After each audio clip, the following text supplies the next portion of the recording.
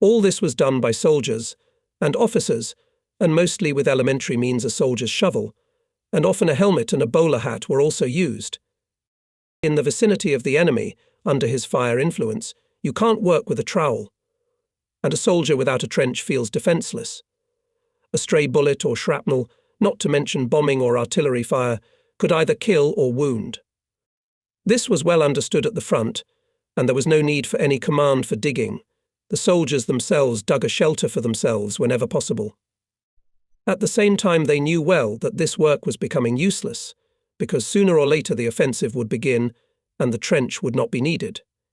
In addition, the defense did not solve the main task, the liberation of the territory occupied by the enemy. This caused a feeling of dissatisfaction, although everyone understood that before conducting an offensive, it was necessary to have the forces and means for it, and time and defense were needed to create the conditions for it. On March 25, 1945, the offensive of the right wing of the Second Ukrainian Front began. As it should, it began with a powerful artillery preparation. The operation that began was limited in the number of troops and the objectives of the offensive. In this regard, the amount of artillery engaged for its conduct was relatively small. Therefore, the artillerymen had additional and difficult tasks it was necessary to make up for the lack of artillery by increasing the intensity of artillery fire. That is, each gun had to fire significantly more shells than in a conventional artillery offensive. On March 25, 1945, the weather was overcast and visibility was very poor. There was little intelligence about the enemy defences, and the artillery began artillery preparation by firing on the areas. Artillery headquarters, knowing the approximate structure of the enemy's defence, divided it into separate sections, and each division received its own section on the first and subsequent lines of the enemy's defence. The artillery preparation began, as usual, with a salvo of Katyusha rocket launchers. For the first time, my artillerymen were firing at maximum rate. One by one I gave a command to the firing positions, for example, plot 102. 24 shells volley fire. The gun crews loaded the guns with the highest possible speed and fired 24 shells each. It was accepted in artillery that this was the maximum number of shells possible for a fire raid. After such an expenditure of shells, at least a minute's pause was needed for the gun barrel to cool down. During this pause, soldiers usually poured cold water over the hot barrel. The point is that when the barrel was heated due to the expansion of the metal, the accuracy of firing deteriorated and the dispersion increased, and some shells could deflect to the side nearest to our troops and even hit their own. Because the infantry during the artillery preparation moves to the attack line to break into the enemy's trenches with a single jerk, while the artillery will transfer the fire to the next line. In addition, the calculations need to restore the gun's aiming, broken by the firing of cursory fire. One raid after another followed with minimal intervals. Although it was quite cool, 5 degrees Celsius, the soldiers took off their overcoats, and the loaders and gymnasies, and in sweat, literally, worked at the guns. The continuous rumble of shots and bursts merged into a mighty roar of artillery cannonade. Under the cover of artillery fire, our paratroopers began forcing the river Groon. Although, as I said, its width did not exceed 100 meters, but the rapid flow of the river made it difficult to ford. Nevertheless, our advanced units managed to force the river and engage the enemy on the other side. The front line, or rather, the positions of the German Guard were near the river, and the initial positions of our infantry on this side, and the distance between them was also no more than 100 meters. It was risky to conduct a massive fire on the positions of the enemy guard because of the dispersion of shells, which exceeded 100 meters. Their shells could hit their own troops, and this was unacceptable. Tasks to destroy enemy fire points on the opposite Bankard battalion and regimental artillery infantry, whose guns did not participate in artillery training. But the visibility of the battle was very poor because of the fog over the river. Besides, the Hitlerites' firing points were well buried in the ground and camouflaged. Regimental and battalion guns were firing direct fire at random, at the sound of enemy machine gun bursts, and the effectiveness of their fire was not high. Therefore, our infantry immediately had to fight fiercely on the other side, which often came to hand-to-hand combat. The offensive was difficult and slow. We managed to capture only a small bridgehead. There was a village there. We had a part of the village, the Germans had another part, who often counterattacked, trying to restore the situation and push our infantry into the river. They had tanks, and our infantry did not have tanks. There was no bridge for them, and the ferry could not be launched yet. The whole river was shot by machine gun fire, mortars and enemy artillery. The interaction of our artillery with the infantry was organized in such a way that with each battalion there was our battery commander, and with the regiment the division commander with control body scouts, liaison officers, calculators, and so on. Our division commander, Captain Savin Ivan Dmitrievich, with 2 battery commanders, 5th Kazimir Kaminsky and 6th Martyshov with scouts, radio operators, communicators, crossed to the bridgehead. I was ordered to stay on this bank and control the fire of the batteries on the commands of the division commander, which he was to transmit through me. In addition, I was obliged, in case of the death of those who had crossed to the bridgehead on their own, to make decisions for firing. Soon radio communication with the division commander was established. He began transmitting commands to me, and I transmitted them by field telephone to the firing positions. The fierce fighting on the other side continued all day. Although my NP was not far from the riverbank, at the local cemetery, the visibility was very poor because of the fog, and there was a wall of trees on that bank, so it was almost impossible to see what was going on there.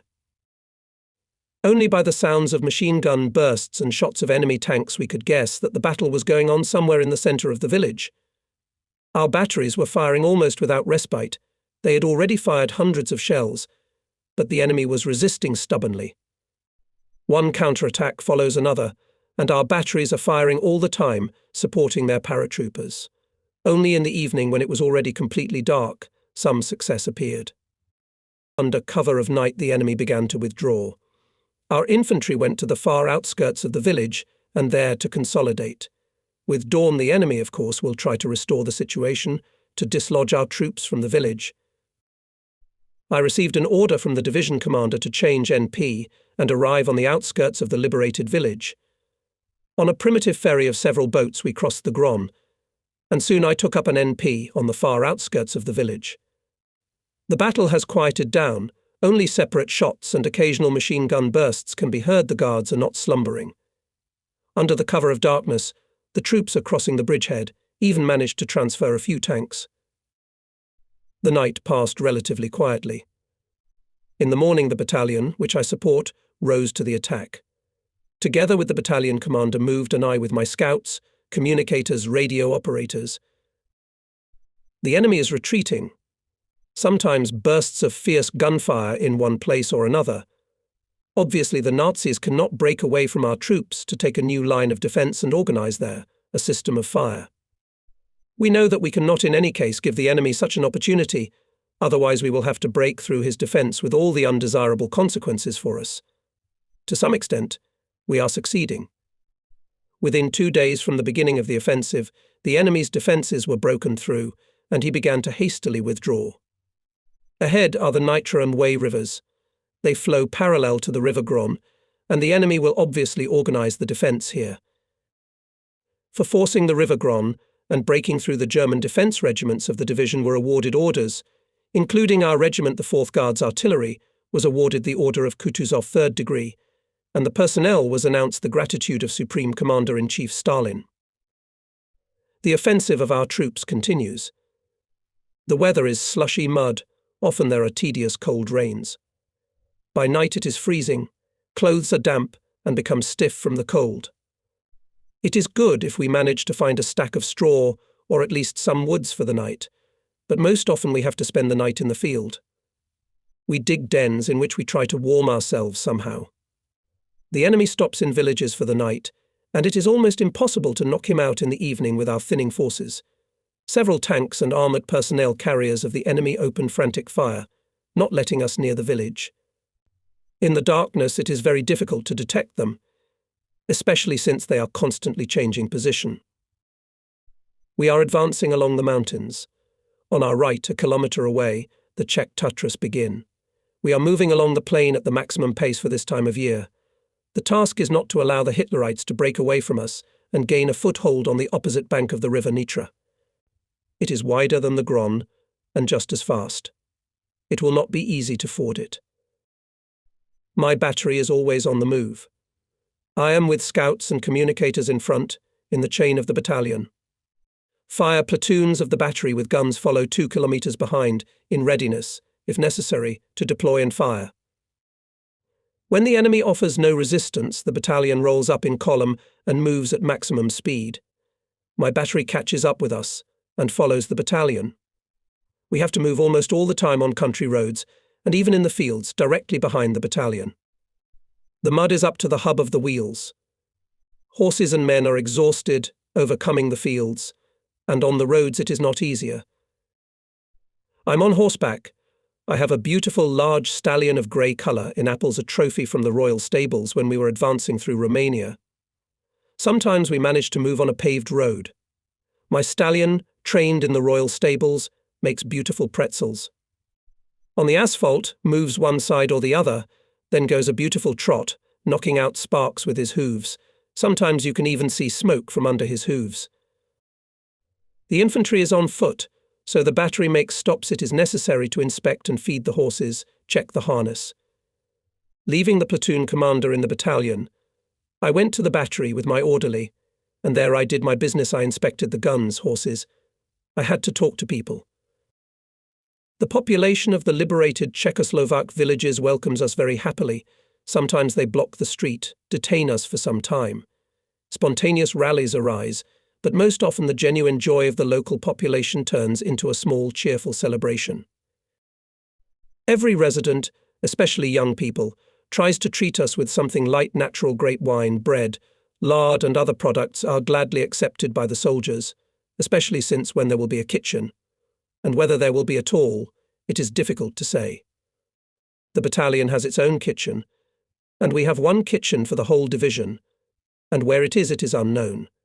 So the soldiers do not get lost, enjoying the treats of grateful people. There are no problems with horse fodder either. At the end of March one evening, without a fight, we enter a large Slovak village. It stands in a gully. Behind the village there are heights. The enemy is entrenched there. His combat guard, as usual, launched one after another flares, fearing a surprise attack of our units. In the house where I and the battery stopped for the night came the chief of staff of our division, Captain Dergachev Pavel Vasilievich. I had long been chief of intelligence of the division, and we knew each other well. He informed me that the command decided to send to the rear of the enemy detachment consisting of a battalion, which I support, and my battery. The withdrawal to the rear of the enemy is scheduled for tonight. He offered me to go together to the battalion commander to clarify the task and organization of interaction. Together with the chief of staff went to the battalion commander. The night is dark, the sky is covered with clouds, drizzling fine rain. Once in a while an enemy rocket takes off, illuminating the nearby terrain with pale light. The enemy is no more than a kilometer away. Mud squelches under my feet, and I can't see the puddles in the darkness. I remembered that I have a trophy flashlight bug in my pocket. I am walking behind Dergachev. The flashlight is hidden in my sleeve, so that its light was not far visible. Otherwise you will certainly get a machine gun turn of the enemy, who can see the village well. I pressed the lever of the flashlight, and it buzzed as it should, illuminating the path we were walking on. The moment I switched on the flashlight, Dergachev falls to the ground and shouts to me, "Get down." Following him, I fall down next to him in the dirt. I ask Pavel Vasilievich what happened. He replies, "Didn't you hear it?" A mine rumbled. Obviously it didn't explode. My hearing is bad after a contusion. I might not have heard the sound of a falling mine. We got up. Pavel Vasilievich was cursing in silence. We got dirty in the mud. We go further. I pressed the flashlight lever again, and at the same moment Dergachev fell to the ground, dragging me with him. Again it did not burst. I reply that I heard nothing. He, as usual, replies that, say, a bear stepped on my ear. That's why you can't hear. When I turned on the flashlight for the third time, Dergachev smacked me in the ear, so that I could barely stay on my feet. He took the sound of my buzzing flashlight for an enemy mine, and only now realized that it was me and my flashlight that was to blame for the fact that we had fallen into the mud twice and got soiled from head to toe. He scolded me unkindly for this unpleasant episode and, continuing to grumble, took the flashlight from me, after which we moved on. Soon we arrived at the battalion commander's office. There was also the regimental commander, who set a task for our detachment. It consisted in that night to penetrate secretly from the enemy into his rear and, without getting involved in the battle, overnight to go as far as possible, deep into his defences. The next day we were to capture the railroad bridge over the River Nitra, the only one in our direction, and hold it until the Soviet troops approached. The battalion commander decided to move out at midnight. There were 25 kilometres to the River Nitra, and we had to reach it by morning. The task is not easy, although we are not accustomed to operate in the rear of the enemy. On preparation for the raid left no more than 3 hours. We have to do a lot of things. There, in the rear, every mistake can cost a lot, and there is nowhere to wait for help. We must rely only on our own forces. We'll move without roads directly so it's safer for the squad, but for me it's a great difficulty. The cannons will have to be dragged across the fields, across the ploughing. Each cannon is pulled by 6 horses harnessed in pairs, one pair after another in a tsuga. With such a cavalcade will not be easy. I gathered platoon and gun commanders, told them the task. Together we decide how to be, especially with sleds. I quickly thought over the proposals and decided to take only 2 horses for each gun and 1 horse-drawn wagon with ammunition for each gun.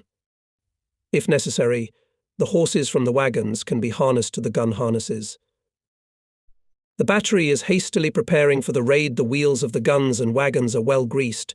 Tarpaulin carts with oats are prepared on the horses' heads so that they would not accidentally rumble, especially when we will pass through the enemy's front line. A lot of other little things at first glance, which should not be missed. Soldiers receive dry rations, breadcrumbs, lard and porridge concentrate in briquettes. The guns are inspected, ammunition is wiped clean of grease, etc. 2 guns and an ammunition platoon from the battery are going on the raid. The rest of the staff, together with the remaining horses, under the command of the battery petty officer, will move with the division. People are well aware of the complexity of the task, carefully prepare, there is no time to rest. At 23.00 the battalion begins to move toward the front of the enemy. Ahead of the reconnaissance, my battery follows the battalion, closing its column. On the outskirts of the village the column stops. There is no sound, especially not a light. Smoking is strictly forbidden. Responsible moment, will we be able to pass the front edge of the enemy unnoticed? The success of the task depends on it to a great extent. It is necessary that the enemy did not notice our detachment before the time. Languid minutes of waiting for the signal. Reconnaissance must silently destroy the enemy's combat guard. Our scouts have no experience in this business, but anything can happen. If you cannot do it quietly, it is unlikely that the squad will be able to fulfill the task. Most likely, we will have to fight to break forward, and this is a loss of suddenness of action and time. But here is a quiet whistle, a conditional signal, which means that the enemy's combat guard was destroyed silently, without a single shot, with only knives. The scouts, in order not to alert the Germans, continue to launch flares, which was done before by their combat guard. It also helps us. The terrain on the front of the enemy in the light of flares is viewed, and this allows my guns to pass through the enemy trenches without complications. The enemy's leading edge is passed. The squad is silently rushing deep into his defences. We move directly, without a road. The night chill has frosted the ground, and the horses confidently pull the guns, although 2 horses have to work for 6. Calculations help horses when it is necessary to overcome some obstacle, a trench, a ditch, a funnel, etc. Scouts worked well, not a single shot in our direction from the enemy, which means that our column is not detected. Flares at the front of the Germans were left far behind. The detachment stops. It is necessary to take a break, to wait for the scouts, who covered our column when it passed through the front edge of the enemy's defence from the flanks. We must check if no one has fallen behind. And I, in addition, need to give a break to people and horses which were going at maximum pace, almost running. Discipline is maintained strictly, not a sound, not a light. Soldiers talk only in whispers and only when necessary. Smoking is strictly forbidden. The soldiers themselves follow this, realizing that the violation of secrecy can lead to severe consequences. Scouts are approaching. Soon the column moves forward. I have a riding horse. I left my staff horse with the petty officer. The horse is well trained, follows all commands from the word, and it would be a pity to lose it. I took one of the horses of the gunnery harness under the saddle. If necessary, it can be harnessed to the gun if any horse is out of order. The battery closes the column of our detachment. Last comes the wagon of the second gun with ammunition. On it I have mounted a hand machine gun, a Dexiar as it is usually called. Surprise can arise from any side, and we must be ready to repel a sudden attack of the enemy. Soon we notice that on the right along the road, which our detachment began to cross, a column of vehicles with camouflaged headlights is moving. Part of the column, which did not have time to cross the road, including my battery, stopped. The soldiers lay down, prepared for battle. German vehicles pass without noticing us. The night is dark, the sky is covered with clouds, and this is to our advantage, although in the darkness we have to stumble and fall. We continue moving forward at a fast pace. Suddenly we heard a horse's hoof stomping behind us. I gave a command to the machine gunner to be ready. Soon a horse with a rider on it comes out of the darkness at full gallop. At full gallop the rider jumps off the saddle and falls to the ground. The horse rushed forward without the rider. We ran up to the rider. It turned out that it was the commander of the control platoon, Diminsky. When we started to get ready for the raid, he went to another house and fell asleep there. The battery petty officer, who remained in the village, accidentally discovered him and woke him up. Diminsky grabbed the first horse he could find, jumped into the saddle, and rushed to catch up with us. Later it turned out that it was my horse, which I had left with the petty officer. I scolded him properly. I had no time for him when we were going on the raid, and he had to take care of himself and his platoon. 2 hours had passed since we had gone behind enemy lines. Diminsky was riding our way. The horse, an intelligent animal, understood what was wanted from it, and found its way to the column by itself. At the same time, the fact that 2 hours after our exit the enemy did not find that his combat guard had been destroyed indicated that he did not yet know anything about our raid. Dawn was approaching, but it was still dark. The road has gone downhill. Ahead must be a river and a large village. It can be guessed by the barking of dogs and the singing of roosters. The village itself is not visible yet. It is impossible to bypass the village. There is a bridge only here in the village, so we'll have to fight our way through. So far our detachment has not been detected, and the suddenness is on our side, though it is, of course, a temporary factor. The column stops before reaching the village. We must pull it up and get ready for a fight. In such a large village there is undoubtedly a garrison, and evidently not a small one. Soon we moved forward. The road is gradually going downhill.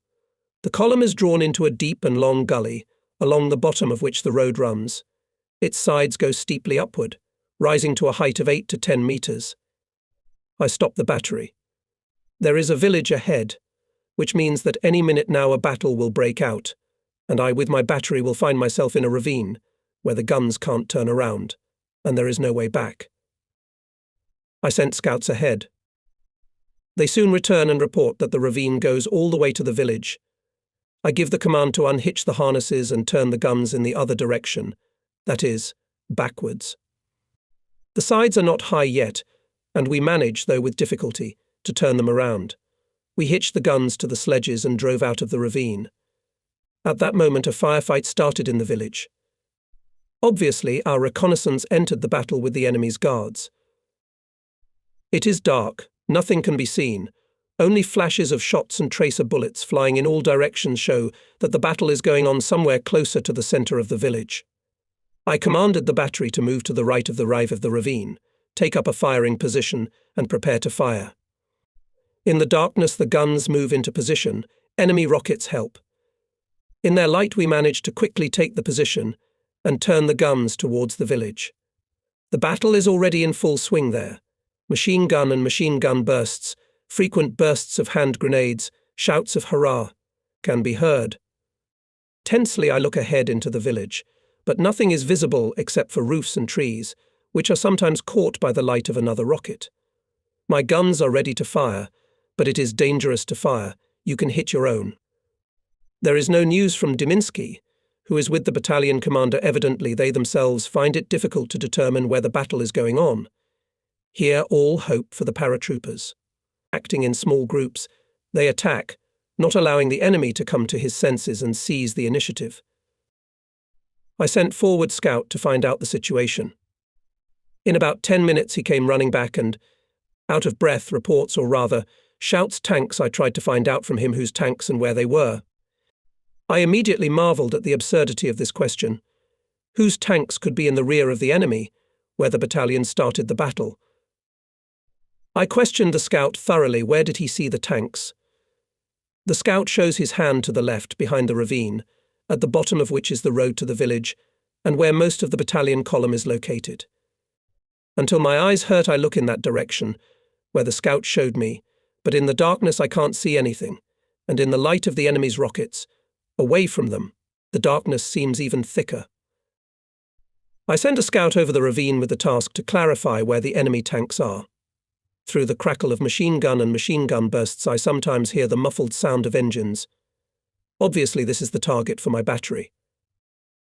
I give the command tanks on the left. The crews hardly turn the guns to the left.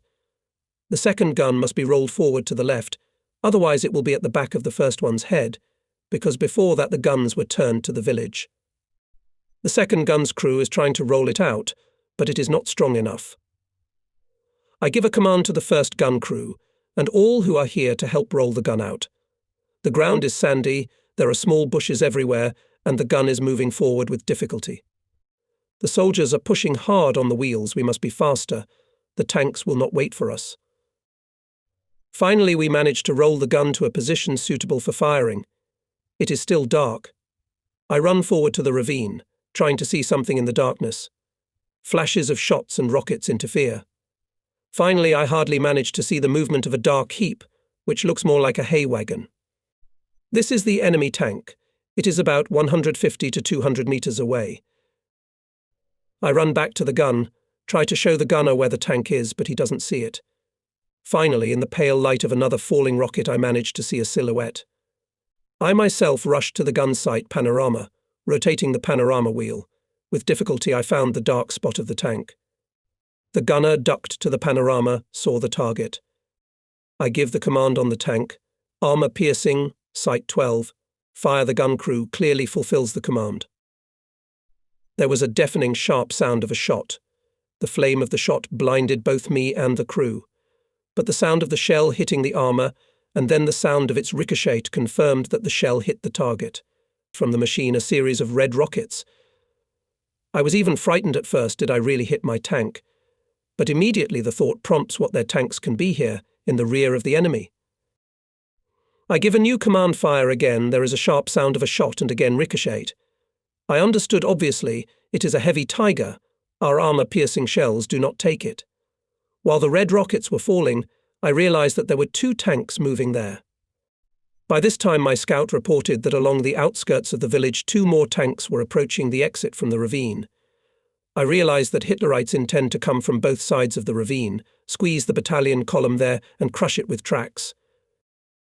There's no time to hesitate. I give the command pod caliber. Fire. I run up to the second gun. Show the gunner the barely visible silhouette of the second tank. At this time, the first gun is fired. A characteristic sound is heard, as if the shell is bogged down in something. This indicates that the shell hit the tank. A shot of the second gun sounds, and again the same sound. Both tanks stopped. German tankers began to jump out of the tanks. In the heat of battle, I grabbed a hand machine gun, fell with it on the ground between the guns and started firing short bursts at the fleeing Germans. Our paratroopers from the battalion column, who until then had been anxiously watching the enemy tanks, emboldened by the powerful sounds of my gun's shots, rushed forward to the enemy tanks, catching the tankers. It is impossible to shoot from a machine gun. I remembered that I was, after all, the battery commander, not a machine gunner. But the youthful excitement of the battle worked, because I was only 21 years old. While my battery was fighting with tanks, it dawned. With binoculars, I tried to see what was being done in the village, where the main battle of our squad was going on. 2 other tanks, which moved along the outskirts of the village to the other end of the ravine, in which is part of our detachment the kitchen of the battalion, wagons with ammunition, food, etc., are standing motionless. Apparently the battalion guns have dealt with them. Machine gun and machine gun bursts, grenade bursts are heard somewhere in the centre of the village. Our paratroopers are attacking house after house. Apparently there was a large German headquarters here, and the battle is fierce, but the initiative is on our side. I can see through binoculars as German soldiers, some half-undressed, white shirts on their backs, run out of the village on its far outskirts. They run to the straw stack that stands behind the village on the top. It is quite cool outside, obviously below zero, and the undressed Germans, of course, are cold, so they are hiding in the straw stack. From the side where we were firing at the tanks, apparently there is no danger. It is urgent to turn the battery towards the village. My battery men amicably piled on the guns. The first gun is turned 90 degrees and ready to fire. The second gun should be rolled out 50 meters to the right. All those who are not engaged at the first gun piled on the second. We can't fire at the village where the battle is going on. We might hit our own men. I decided to fire a few shots at the straw stack and set it on fire to warm up the Germans. I give the command on the straw stack behind the village, aim 40 to the first gun with incendiary shell fire. The first gun fired sharply and powerfully. The second gun fired at the other end of the stack. Howling shells fly above the stack and burst somewhere far behind it. With all my might I shout another command aim under the base of the stack, fire. Once again in the morning air the gun shot sounds powerfully. The shells hit the stack. I give the command 2 shells each, rapid fire once again the shot sounds, and the stack went up in smoke, and then the flames appeared. The Germans, like mice, began to jump out of the straw.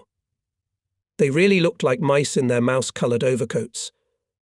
Under such an artillery cannonade our paratroopers fight even more fiercely. It is necessary to break through the village and continue to fulfill the main task. The bridge over the River Nitra should be captured before the Germans blow it up. The battle in the village is gradually quieting down. The battalion takes the defence on the far outskirts of the village. It is necessary to collect the column, deal with the wounded, hastily bury the dead and forward. I order the senior officer of the battery Drogachenko to take a circular defence. I myself with scouts go to the village, to the battalion commander to clarify the task. In the village everywhere visible traces of battle-dead Germans, burning cars, broken wagons. In general, a familiar picture of the battle. I find the battalion commander. He thanked me warmly for such a loud support of the battalion's battle and for the tanks that had been hit. We briefly discussed the peripetειas of the battle. From his story I finally realized that the Germans really intended to squeeze the battalion in the ravine and strangle everyone with the tracks of tanks, and that in this village was really the headquarters of the German division. Many Germans, covering themselves with darkness and hiding behind coastal trees and bushes, fled from the village along the river. We have no time to pursue them. We must go faster forward to the Nitra River, which is about 15 kilometers away. We have now discovered ourselves, and the element of surprise will not help us, ahead of heavy fighting in the rear of the enemy. I send a scout to the battery with the order to dismount and trot to the far outskirts of the village where I am. It's already dawned, and it is possible that the Germans will call their air force and start bombing the village. We have to make it through in time. Soon the battery arrived safely to the specified place and camouflaged at the outskirts of the houses. The battalion in pre-combat order, that is in company columns, moved forward, followed by me and my battery. We pass over the height, on which the haystack set on fire by us continues to burn. Ahead in the haze we can see the next village. Up to it is about 4 kilometers. It is on the way of our route. We can't avoid fighting for it. Soon the field slammed bursts of enemy mines. The enemy began to get us from their mortars. The battalion is deployed in combat order, a chain. The enemy can strike from any direction. That's why the whole battalion with wagons, kitchen moves in one chain. My battery is immediately next to the battalion chain.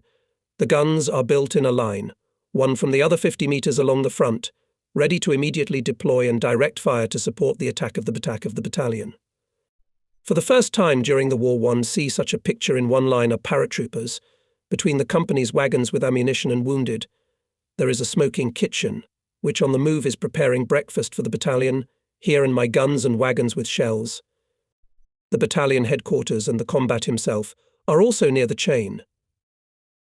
Gradually we descend into the gully, and the distant village disappears from view, but the enemy can't see us, we are in the dead space, and the Germans can't fire at us. Battalion reconnaissance went forward, the gully comes almost to the village itself, and we can meet any surprise. Enemy mines slam left of the battalion. Obviously, the enemy does not see us and fires blindly. The lowlands allow us to approach stealthily almost to the village itself. The battalion mortars take up a firing position in the ravine to support the battalion's attack with their fire. My battery has nothing to do here. The village is less than a kilometre away, and it is impossible to fire from a closed position. We are moving on last year's ploughing. The horses can hardly pull the guns, so the soldiers are always on wheels helping the horses. When it is especially difficult, everyone in the battery lean on the wheels, because each gun with the front weighs more than 2 tons. We are climbing up the hill. We can already see the tops of the trees on the outskirts of the village, and soon the outskirts of the houses appeared. The enemy opened quite a strong rifle and machine gun fire. The enemy mortars continue to fire. Mines fall somewhere behind us. Sneezed our battalion mortars, firing at the enemy. I stopped the guns in the lowland, where enemy bullets do not reach, otherwise they can beat the horses from the harness, and then trouble. We are about 200 meters away from the village. Our infantry is lying down, we have to take a break before the rush. Battalion mortars continue to fire at the enemy. Mines lie on the outskirts of the village, where his front line. Soon the battalion commander gives the command to attack. The soldiers of the battalion get up and run. A fierce cry of hurrah carries over the chain. The Germans are afraid of him, and you cheer yourself up with this shout. Here in the chain there are wagons, kitchen, and my guns. On the run we are shooting with automatic rifles and machine guns. I have a captured German machine gun. The scouts brought it when they fought for the village in the morning. I notice that I, together with everyone else, shout hurrah, hurrah, pouring machine gun fire on the outskirts of the village. Some single impulse draws us forward, to rush into the village faster, not to let the enemy come to his senses, and there our paratroopers have a lot of skill. The chain of the battalion is already at the outskirts of the vegetable gardens, where there were Hitlerites. Furious cues of our and enemy automatic rifles and machine guns, claps of hand grenades, here and there shouts of hurrah. This is our paratroopers storming the enemy defence. I look back, my guns with sledges are near the chain of the battalion, rushing as long as the horses have enough strength. I shook my fist at the senior officer. He waved his hands. The excitement of the battle did not keep either soldiers or horses in place. I sent a scout, ordered the senior officer to quickly hide the harnesses with the guns at the nearest houses, which had already been taken by the battalion. There is no serious work for my battery yet, but I keep everyone in readiness to immediately turn around and support the battalion's actions with fire. Gradually the battle in the village subsides. The enemy could not withstand our friendly and fierce attack and leaves, covered by outlying houses and trees. The battalion is positioned in the centre of the village and on its far outskirts. They hastily summarize the battle, give first aid to the wounded, as if there are no dead. The kitchen soon begins to give out breakfast, the usual front life. A battle is a battle, but it is necessary to be refreshed. My battery on the near outskirts of the village also settled down for breakfast. We have no kitchen, only dry rations, but resourceful soldiers have already got hot food from the battalion kitchen and brought it to me. Having had a quick snack, I left the village. There was a ridge of heights to the right of us behind the village. I couldn't see what was there. I had to look. I climbed to the crest of the height ahead are arable lands, hills, some trees, plantings. A small village is visible in the distance in the haze. It is about 3 kilometers away. I look through binoculars and suddenly I see a chain of soldiers moving from the village towards us. They are about 800 to 900 meters away. It was hard to see what kind of a chain, whose chain it was. I lay down on the ground, looking carefully through the binoculars. I realized from the outline of helmets on the soldiers' heads that they were Germans. I ran away to the side, lay down on the ground. I had the same German machine gun. I took aim and gave a line at the distant chain. Soldiers fell to the ground, so I got it. But soon the officer lifted the chain, and it began to move towards us again. I gave a few more bursts. To my right, about 100 meters away, a fountain of earth, the explosion of an enemy mine, and then 2 more explosions, one in front and one behind. So I hit an artillery fork. The next mine is mine. I quickly ran away to the side. I managed to cover 25 to 30 meters, as on the place where I was lying there was a fountain of earth again, a mine rupture. I jumped up and ran back to the village where my battery was. I did not do my job. I have a battery, and I am its commander, but the youthful excitement even here pushed me to do what I should have done. But there's no time to think. I sent a scout to inform the battalion commander about the enemy. Soon the battalion and my battery moved forward. We cannot get involved in a fight at this line. Sleepless night and fatigue presses, but we must endure, and the soldiers, well aware of this, do everything to fulfill the task. For 3 or 4 hours we are advancing almost without stopping. Only sometimes, then in one place or the other erupt short, fierce skirmishes with separate groups of the enemy. He has evidently lost sight of us, or does not have sufficient forces in the neighbourhood to block our way. But let the enemy's head ache about that, and we must accomplish our task. Soon a railroad bridge across the river appeared in the distance. It's about 1 kilometre away. That's our main objective. Battalion and my battery, with the maximum possible speed for us, go to the bridge. The width of the river Naita in this place meters 150 to 200. The flow is very fast, up to the mountains 3 or 4 kilometers, and the speed of the flow as in a mountain river. A short burst of fighting with a small group of the enemy guarding the bridge, and it is in our hands. The battalion commander organizes the defense. My battery takes a position in the fighting order of the detachment. The soldiers of the gun crews are entrenching themselves. We have to dig trenches for the guns, ditches for sheltering the units, etc. There is enough work, but everyone knows well that the price of this work is life.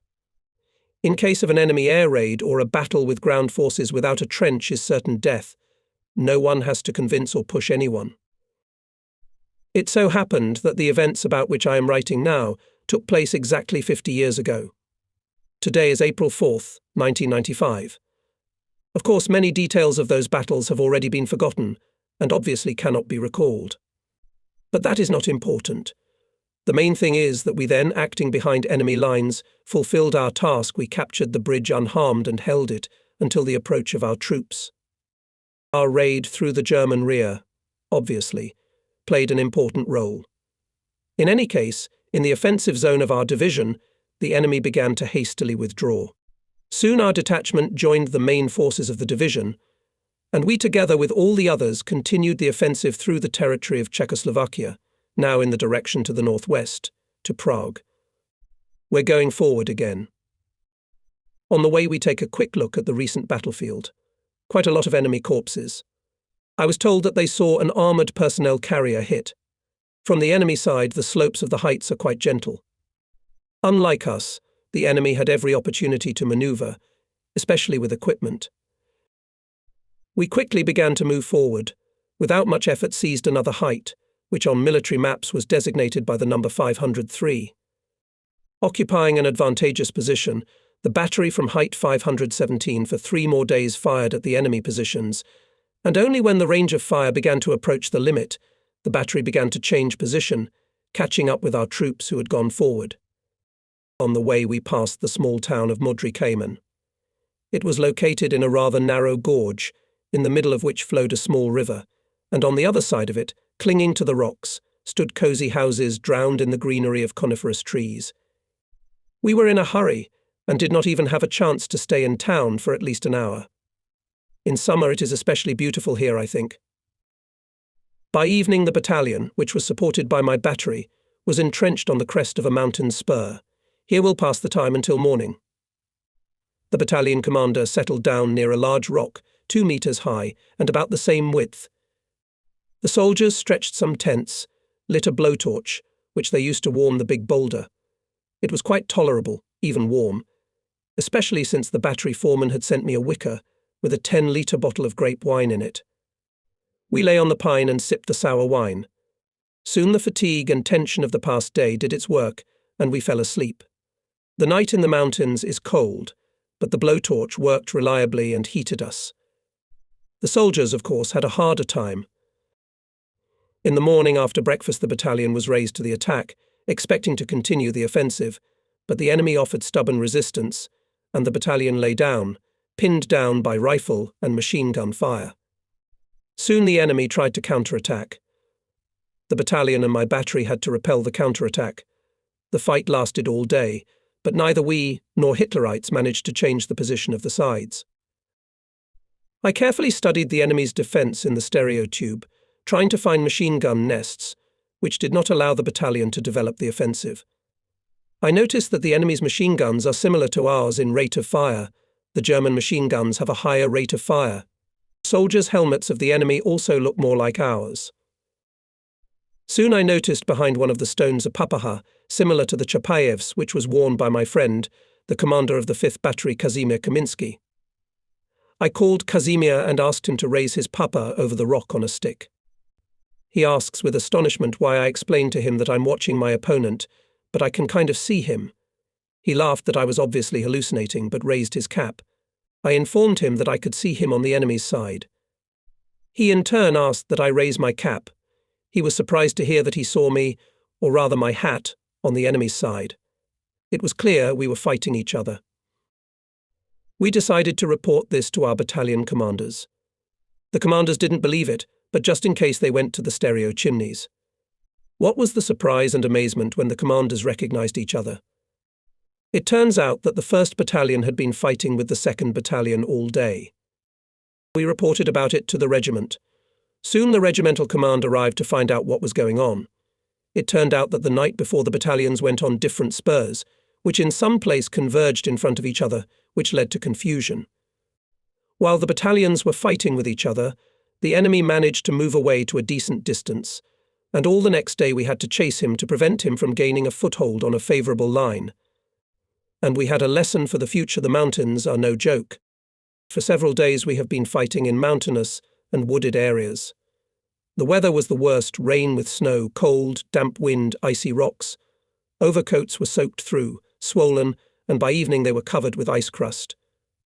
At night we escape from the cold somewhere behind a big stone or a rock ledge.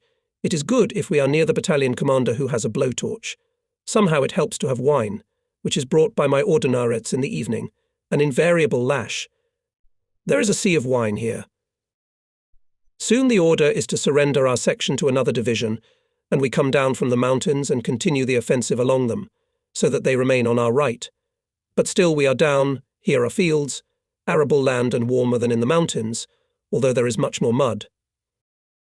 The enemy, having realized the futility of resistance, is retreating, trying to get behind the River Groon and organize defense there.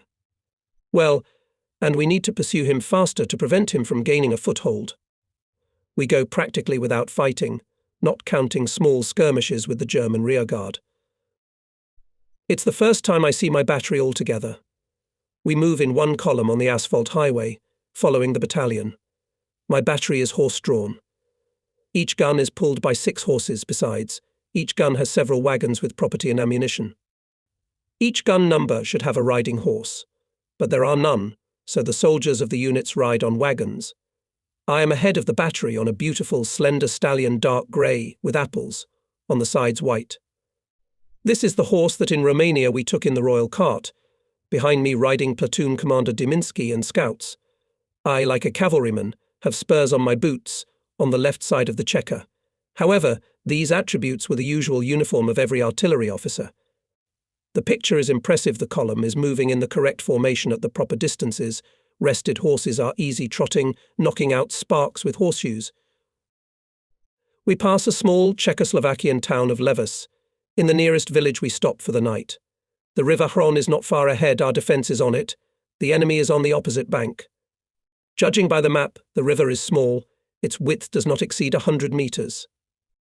But here the river comes out of the mountains, and the current, of course, strong. In addition, the winter is warm and the river does not freeze. As it turned out later, it was so. This is all to the fact that we had to force it. Meanwhile, the 1st Battalion of the 13th Guards Airborne Regiment, which I support, was ordered to defend the village of Tikau-Breznica, replacing there the cavalry corps units. I could hardly find this village on the map. It is located on the bank of the River Groon in a mountain valley. There is a highway and a railroad to it, but all this is along the river, and the enemy, of course, will not allow us to move along the road. It is under his constant aim. We are looking on the map for how to get to this village. The map shows a forest road along the gorge. Apparently it is a logging road. While I was solving the issues of material support of the battery ammunition, food, forage and others, the battalion, which my battery supports, went forward. The battery moved on the road at noon. Soon the road entered a rather dense coniferous forest. I am ahead on my horse with me scouts with Platoon Commander Diminsky. The road gradually rises higher and higher into the mountains. Soon on the right and left through the trees showed bare rocks. The gorge began. To the right and left the slopes of the mountain range go steeply upwards. It is much colder here than where we left from. There is snow everywhere. We have been moving for 2 hours already. It is time to choose a firing position, but there is a dense forest around. Soon we came to the edge of the forest. Further the terrain lowers, and it is obvious from everything that there were forestry operations here. Near the edge of the forest there is a clearing of forest clearing. It is quite suitable for a firing position. I set a task to the senior officer of the battery to take the firing position and prepare the battery for firing. The firing sector is rather narrow. It is limited by mountain ridges on the right and left, but there is no other way out. And in general, the place for the op is not bad. There is a place to put guns and equip dugouts. Well, me and the control platoon should continue the way forward to the village Tekov-Breznica. According to the map, it is on the bank of the River Groon, along which the front runs. We reached the village without incident when it started to get dark. We crossed the crest of the height that closed the entrance to the gorge from the side of the village, and we saw the whole village like in the palm of our hand. Behind the village we could guess the riverbed. Behind it the terrain goes gently upwards, and further, about 2 kilometers away, a mountain ridge at least a kilometer high rises sharply upwards. The whole area is covered with a deep white layer of snow. A small village can be seen on the other side. The street running from the river towards the mountain range is clearly visible. A village is also visible on the left in the distance, but it is about 4 kilometers away, and you can't see it well in the evening haze. Between the villages is a rather large snow-covered field. The enemy does not reveal himself in any way. No shot, no noise, no defensive structures are visible. Obviously the snow has reliably covered the enemy defenses. According to the map, there is a small town of Nova Banja on the right side. It is about 7 kilometers away, and it is not visible, but soon we heard the sounds of church bells from there. There is also a church in the center of the village where we arrived. We moved forward into the village. Not a soul on the streets, the front is near. Only on the right outskirts sometimes a battalion soldier will run from hut to hut. Not far from the center of the village and the church is a rather large one-story house on a hill. The windows are paneless, and to all appearances, no one lives there. Underneath the house is a massive stone bunker. Apparently, from the roof of the house there will be a good view of the terrain on the enemy side. We head towards this house and leave our horses at the back of it. Together with the platoon commander Diminsky and scouts inspect the house. There is really no one lives in it. Apparently it belongs to some rich man. There are no furnishings in the house, besides we are not interested in them. We climb up into the attic, roofs made of good shingles. We take out a few of them, and the opposite bank of the River Groon as on the palm of our hands. There's no better observation point. I order to equip here an observation post, send a scout to inspect the bunker under the house. There we will rest and shelter from shells and bombs of the enemy. It gets dark quickly, and we descend from the attic. The scout sent to reconnoiter the bunker reports that the local population, mostly women, children and old people, are hiding there. We enter the basement. Massive iron doors and a huge room. A few candles shine dimly, in the shaky light of which we can see the villagers lying on the floor. We stopped at the entrance. We are quickly surrounded by young people, mostly girls and a few young boys. A lively conversation ensues. The village is mostly Slovak, and we can understand their speech as well as ours. Of course, not all the words can be understood at once, but the meaning is clear. We settle down at the entrance on the floor, where there is some straw. My soldiers are not lost, chatting cheerfully with the local girls, who are obviously bored without their peer boys. The previous day has been a busy one, and we quickly fall asleep with our guards posted. In the morning, with dawn, I go up to my NP, to the attic. The scouts on duty didn't waste time. They dismantled the hog and made a protective wall of bricks in the form of a big letter C to protect the front and flanks from bullets and shell splinters. For more than an hour I sit at the stereo tube, observing the terrain on the enemy's side, especially the village. Usually early in the morning and late in the evening one can detect movement at the Hitlerites. When the kitchen arrives and gives out food, ammunition is brought up, etc., but no movement can be seen. Everything is covered with a thick layer of blinding white snow. I leave Deminsky with scouts at the NP. After a quick snack, I went to the battalion commander, agreed on cooperation, and that I with my battery occupy the left half of the village, and he the right. There are a little more men in the battalion than in my battery. We have to find a house where we could live while we are in this village. I stayed in the nearest house. The owner was quite prosperous. The house was spacious. I was given a rather large room with a double bed, a table and other furniture. Soon the deputy commander of the division, Captain Yurchenko, came to my battery on horseback. He will be here, so decided the division commander, obviously because I commanded the battery recently, and to help would not hurt to have a more experienced officer. He was placed in the same room as me. Having consulted with him, I decided to settle my petty officer and his household in the village, and to bring the horses of the gun carriages here. It would be easier to feed them here. In the forest, where they are now, there is no other fodder except coniferous branches. I chose a place closer to the left outskirts, and by evening the petty officer and horses were in the village. The usual frontline work began. From early morning I climbed on the roof of the house in my NP and carefully studied literally every meter of the observation strip. But there was no sign of the enemy, not a single shot, at least from a rifle or automatic rifle. Nor was there any movement either in the early morning, afternoon or evening. One had the impression that the Germans were not there at all. But the civilian population did not show its presence in the village either. Not a single stove was being stoked. No movement between the houses was visible. This told us that there was still an enemy in the village. Realizing that sooner or later we would have to fight here, I decided to shoot a number of points, or, as they say in artillery, repairs in my observation line, so that in case of necessity it would be possible to open fire quickly to hit the target without shooting. For several days I was shooting, recording the gun settings on these repairs. The enemy did not show any reaction. At the firing position of the battery brought in sufficient quantities of fragmentation grenades with a fuse for ricochet firing. They differed in that when they hit the ground the fuse was triggered with a delay. During this time the projectile had time to ricochet off the ground and burst in the air. This increased the killability of the target, because when exploding on the ground, some of the shell fragments went into the ground. I fired several shots at the village, which was located just across the river against our village. The shells fell precisely along the street going up the slope. The shards cut the roof tiles. I calculated that in some of the roofs there must be an enemy NP, and maybe even firing points. Apparently the enemy did not like such shelling. In any case, from the village I heard several machine gun bursts from the houses, almost at the very bank of the river. Unfortunately, these houses were poorly visible because of trees and bushes, but it was already good that the enemy had discovered himself. There was a rather funny incident during this period.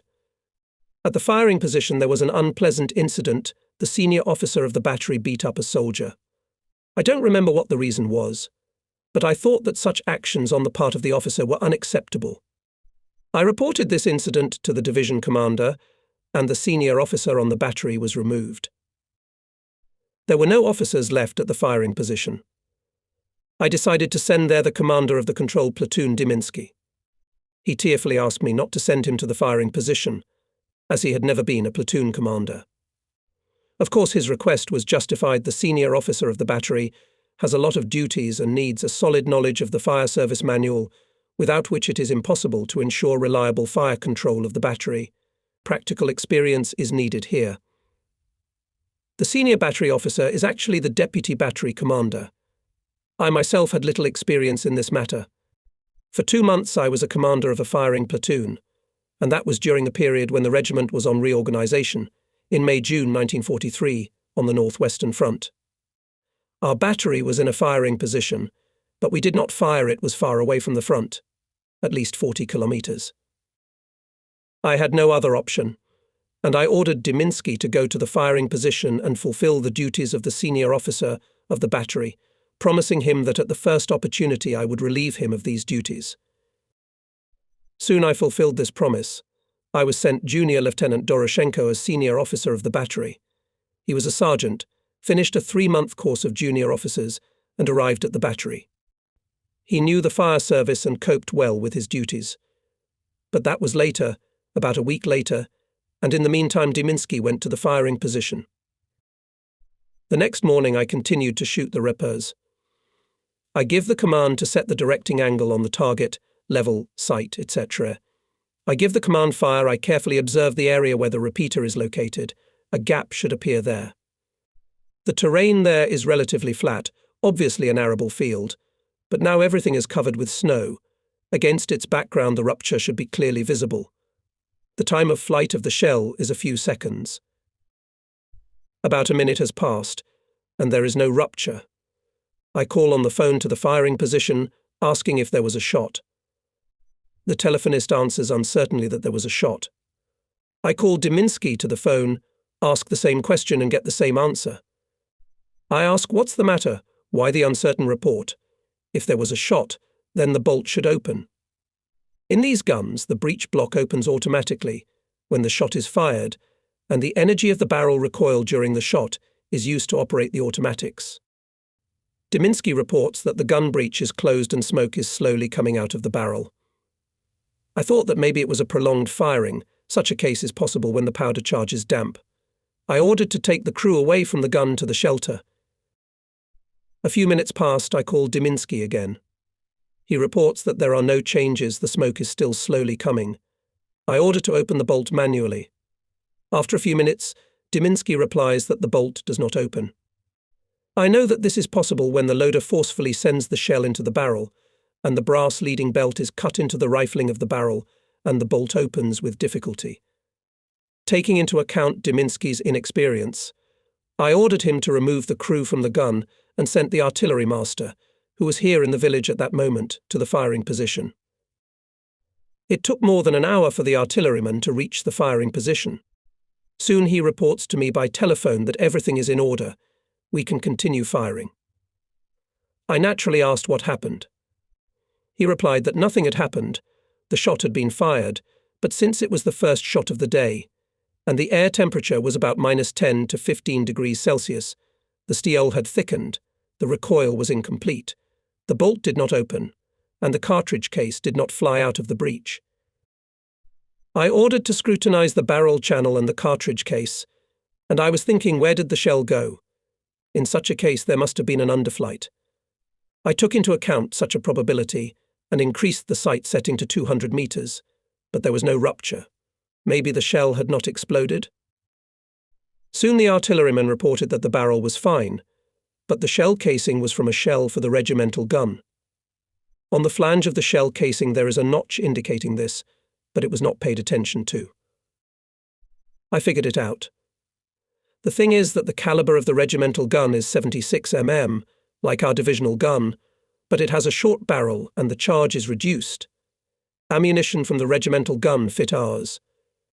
I quickly determined on the map where the shell could fly away. It turned out that it did not fly to our village, and it's good that it didn't hit the village. But then, in a casual conversation, I learned that the shell fell on the firing position of battalion mortars. Fortunately, at that moment there was no one at the mortars and no one was hurt, and it was a lesson for me. I called Deminsky to the phone and implored him to be attentive to the duties of a senior officer, to check all the guns and ammunition personally, and not to hesitate to ask what he did not know from the sergeants and soldiers of the squads. Deminsky again tearfully asks to be relieved of his duties as a senior officer.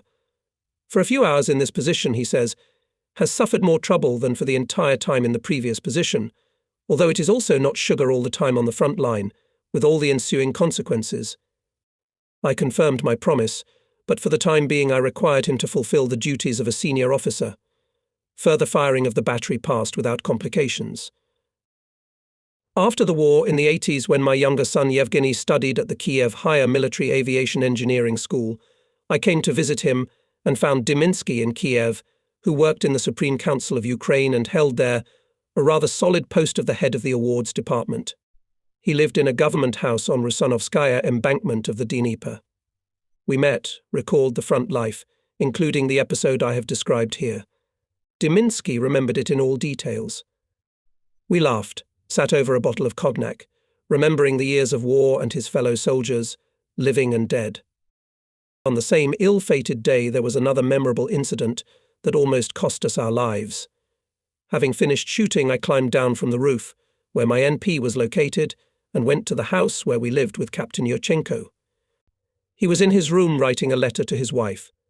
He wrote to her quite often, and almost everyone had a poem that he composed himself. The poems were naive, of course, but from the heart. He sometimes let me read them to him. It was lunchtime. My orderly was going to bring a pot of lunch any minute. I sat down at the table opposite the window and delved into my shooting records. It was cold on the NP, my hands were freezing, and I had to decipher and write down all the calculations and firing data. Outside the window in the yard, about 20 to 25 meters from our windows, the owner of the house was tarring a stabbed boar. Suddenly there was a sharp whistle of a shell. We knew well from the sound that this shell was flying towards us. Instantly we fell on the floor under the table. This saved our lives. The shell exploded in the yard, not far from the boar that was lying down. The blast wave blew out both our windows, along with the frames. Shrapnel riddled the entire wall where we were sitting. The plaster from the ceiling and walls collapsed in many places. The room was filled with dust and smoke. We quickly jumped out of the room into the yard and ran outside. The second shell could hit the house, especially if there was a fire attack. We ran 100 meters to the bunker under the house, where my NP was. Its door was facing the direction from which the enemy shell came, so we took cover behind the walls of the house on the other side of the entrance to the bunker. Both of us were covered head to toe in lime dust, but that was not the point now. We waited for about 15 minutes. To our surprise, no shots were fired again. We went to the house, where our clothes and the unpretentious articles of our closet were left. The picture was terrible. The explosion had scattered everything in the yard. Judging by the crater and the force of the explosion, it was a heavy shell of 155 millimeters caliber. If it had hit the house, it would have left only ruins. The explosion blew the boar to pieces. Pieces of meat stuck to the walls of the house and hung on the trees near it. The whole wall was riddled with splinters, and not far away lay the owner of the house with his leg torn off, bleeding. How he had managed in a fever, without a leg, to run, or rather to skip 25 meters on one leg, it is difficult to say. He was unconscious. We tried to give him first aid, but we had neither the experience nor the means to do so. Besides, soon a sanitary instructor came running with a bag and began to give the wounded first aid, making sure that we were not hurt. We hardly found our things and went to another house, where the foreman of my battery was with his household. On February 10th, 1945, late in the evening in one of the houses on the outskirts where my battery was located, suddenly entered the house 3 men with weapons, who introduced themselves as scouts of a partisan detachment operating in the mountains, on the other side of the River Groon. They needed to contact our command. The battalion commander assigned them 2 escorts and sent them to the headquarters of his regiment. As I later learned, the partisan brigade in question was ordered to cross the front line and join the active troops in that direction. The basis of the partisan detachment were paratroopers led by the commander of the detachment, Lieutenant Colonel Avdiyev, in the rear of the enemy Czechoslovak patriots, and those who hated the fascist invaders from other European countries joined them. So the detachment was international. Moreover, as it became known later, besides partisans, the detachment had quite a large number of prisoners, mostly from among the Hungarians. Hungary was fighting against us on the side of fascist Germany. Soon it became known that the Partisan detachment would be crossing the Groon River near the village of Tikau-Breznica, where we were located. I was instructed by the division commander to ensure by the fire of guns that this detachment would cross the front line and cross the Groon. I was transported a sufficient amount of ammunition and also reinforced the battery with two 122mm howitzers. The thing is that my guns, having a decent range of 12 kilometers, were limited in maneuvering fire along the front, because to the right and left towered mountain ranges of kilometer height. Cannons could not shoot there, the angle of elevation of the barrel did not allow. Howitzers had better opportunities in this respect. They could shoot even at an elevation angle of 80 degrees. Howitzers stood next to my guns at the same position. On February 13th, 1945, in the evening, a large command arrived at my NP, the commander of the artillery division, Colonel Jurievsky, the commander of our regiment, Major I.P. Lebedev, the division commander, Captain I.D. Savin, and accompanying them. I reported to the chief the situation, shot repairs and readiness of the battery to fulfill the task. The superiors were satisfied.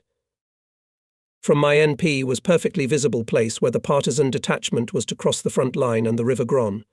It was already dark, but the white snow allowed against the background of dark mountains to see this area. Soon, somewhere in the distance, in the mountains on the enemy's side, gunfire was heard. Flares hung in the air, obviously. The guerrillas had come across the enemy's combat guard. In order for the battery to fire, it was determined that the guerrillas would give a signal with a red rocket in the direction in which to fire. So far there was no such signal, and we looked with tension to where the sounds of battle could be heard. The firing on the other side of the river was getting closer. Soon we also saw the signal to support the battle of the detachment by the fire of the guns. We had to suppress enemy fire from the outskirts of the village, which was to our left on the other bank. I had a repeater there, and I immediately opened fire on the enemy with rapid fire from all the guns. The bursts were clearly visible, and soon the firing on the partisans from that side of the village ceased. It was guessed in the darkness that the detachment had approached the river and had begun to cross it. To ensure the crossing and help the guerrillas, I allocated several pairs of horses and the necessary number of soldiers. The sappers stretched a cable, and with the help of horses the crossing was carried out. The river is mountainous, very fast, deep enough, and of course the water is icy. But as it became known later, the crossing was quick.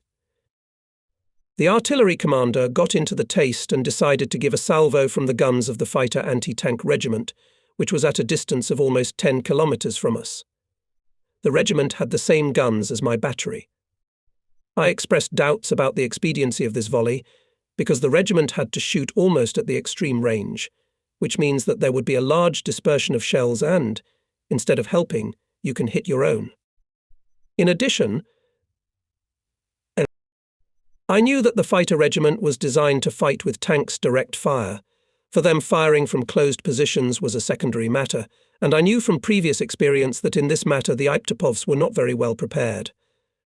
But my superiors decided in their own way. The command to fire, i.e., to fire a regimental salvo, came over the radio. Before we heard the volley of guns, one of the shells fired by the regiment hit the roof of our house. There was a deafening explosion, fortunately in the far corner of the roof. Shrapnel whistled. Everyone on the roof went down. The attic we were in was accessed by a ladder attached to an opening in the ceiling of the house. Next to it was another hole in the ceiling. It was left over from dismantling the brick for the NP. This opening led directly into a tiled stove that was downstairs in one of the rooms of the house. In the darkness and commotion, one of our guests fell into that hole. It was dark, you couldn't see anything. And you couldn't turn on the light, the front line was nearby, and the enemy was only 500 to 600 meters away. When we started to sort things out, we couldn't find the artillery commander, Colonel Jurievsky. When we started looking for him, we heard swearing, muffled by the walls of the rooms. When we ran up there, we realized what was going on. The commander had fallen right into the stove, and in addition, a nurse who had been brought with him by our regimental commander had fallen on top of him. They quickly broke down the furnace and pulled out the commander, and then the nurse. The case, of course, is comical. But at that moment it was no laughing matter. We checked everyone who was at the NP. Fortunately, there were no wounded or killed. The superiors were in no mood to resume firing. I was ordered to continue to independently provide fire for the passage of the guerrilla detachment. With that, the commanders left. Only then, the next day, sorting out all the vicissitudes of the night, we laughed heartily. The crossing of the Partisan detachment across the River Groon continued. The artillery fire of my battery apparently forced the Germans to abandon the pursuit of the guerrillas. Along the outskirts of the village nearest to the crossing, occupied by the enemy, the battery put NZO. Shell after shell flew in that direction, not allowing the enemy to organize the pursuit of the guerrilla detachment. Only machine gun bursts were heard. Mortar battery of the enemy was suppressed by the fire of my battery at the very beginning of the battle, and now did not fire. By midnight on February 14th, the Partisan detachment of Lieutenant Colonel Avdiv finished crossing the Groon River. It was subsequently disbanded. Partisans from the Soviet Union joined our regiments, and the rest, according to their wishes, joined the International Battalion. This battalion was transferred to the 3rd Guards Airborne Regiment of our division. It was commanded by Captain Kolutiev, and the commissar was the Czech Mizjarek. The operation of the Partisan detachment crossing the front line was later included in the 6-volume book The Great Patriotic War as a classic example of tactical interaction between the front troops and the Partisan detachment. 2 or 3 days passed, and I receive an order to return to my division and occupy the NP near the village of Pukanets. A similar order was received by the commander of the battalion I was supporting. Obviously, we were sent here to ensure the transition of the Partisan detachment. By noon the next day, I with the battery was already in the division. The battery took up a firing position near a village. I don't remember its name. NP was organized near the village of Pukanets. It stood on the very bank of the River Groon, about 15 kilometers from the village Tekau-Breznica, downstream of the river. The opposite bank was clearly visible from the NP, but the river itself and the coastal area could not be seen, because of the rocky outcrops in front, behind which the mountains steeply stepped down to the river. Here we already fought with great comfort at night. On the NP remained on duty officer, scouts and communicators from each battery. The rest went down to the village in the evening and slept in houses, and early in the morning they were again at the station. On the 2nd or 3rd day after my arrival at the new NP, I was on night duty at the observation post. The night passed quietly, but early in the morning, when the sun had not yet risen, and there was quite a thick haze, a scout who was on duty near the observation devices ran into the dugout. He shouted in excitement Germans. I immediately jumped out of the dugout, which was next to the observation cells. I looked in the direction where the scout was pointing. Indeed, about 150 meters away there is a chain of German soldiers. I commanded the scouts to open fire with automatic rifles on the enemy.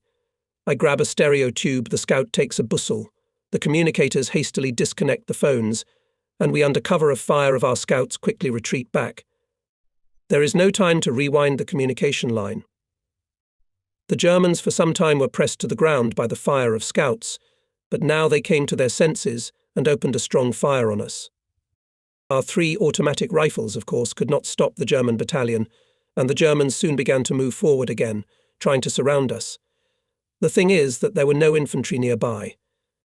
It was believed that the river and the mountains reliably provide this section of the front, so the enemy decided to punish us. Before leaving the OP, I managed to transmit the situation to the division headquarters and to give a command to the firing position of my battery to fight. At the OP, the senior officer of the battery, obviously by the machine gun bursts, realized what was going on and prepared to direct fire, but he was afraid to hit us, as the visibility was still poor. Soon there was a raid of enemy aviation on our battle orders.